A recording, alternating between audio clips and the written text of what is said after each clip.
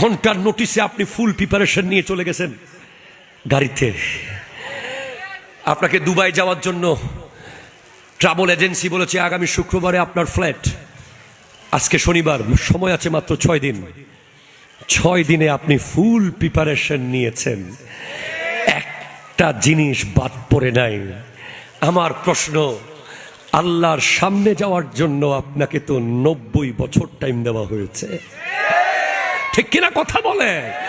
আপনাকে 70 বছর টাইম দেওয়া হয়েছে, আপনাকে 60 বছর টাইম দেওয়া হচ্ছে, আপনাকে 20 বছর টাইম দেওয়া হয়েছে। আপনি কি দেখেন নাই কতজন মায়ের পেট থেকে চলে গেছে, দুনিয়া দেখে নাই? কতজন একদিন পরে দুনিয়া ছেড়ে চলে গেছে? কতজন 10 দিন এই দুনিয়ায় ছিল, চোখটা ভালো করে খুলতে পারে নাই, চলে গেছে। আপনি কেন 50 বছর ধরে পৃথিবীতে আছেন? আমি কেন 40 বছর ধরে পৃথিবীতে আছি? উনি কেন 60 বছর ধরে পৃথিবীতে আছে? তার একটাই উত্তর হচ্ছে, আল্লাহ আপনার সিজদাকে পছন্দ করে, আল্লাহ আপনার জিকিরকে পছন্দ করে, রব আপনাকে ভালোবাসে। তাই রব চায় যে আপনি ফিরে আসেন। আপনি আগামীকাল হলেও আসেন, আপনি পরশুদিন হলেও আসেন, আপনি 1 সপ্তাহ পরে হলেও আসেন, ফজরে আসেন, নয়তো জুহরে আসেন, নয়তো আসরে আসেন, নয়তো মাগরিবে আসেন, নয়তো এশাতে আসেন। রব চায় আপনি সিজদায় আসেন। আর রব ফেরেশতাদেরকে বলে দেখ, দেখ তোরা তো বানাতে মানা করেছিলি, আমার বান্দা হাজার হাজার বন্ধু ছেড়ে দিয়ে আমার বন্ধুত্বের জন্য মসজিদে হাজির হয়েছে। হাত তুলে বলেন ঠিক কিনা?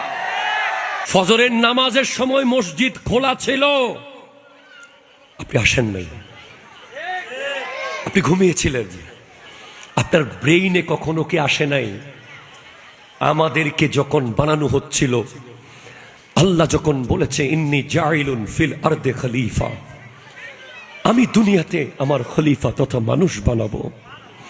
ফেরেশতারা বলেছিল আতাজআলু ফিহা মান ইউফসিদু ফিহা ওয়া ইয়াসফিকুদ দিমা, আপনি কি তাদেরকে বানাবেন যারা দুনিয়াতে রক্তপাত করবে, যারা দুনিয়াতে আপনার বিরোধিতা করবে, তাদেরকে বানাবেন?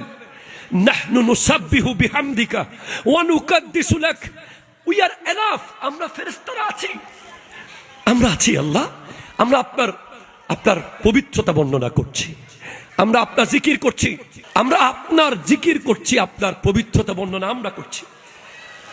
আল্লাহ বলেছেন ইন্নী আ'লামু মা লা তা'লামুন, আমি যা জানি তোমরা তা জানো না, ঠিক কিনা কথা বলে?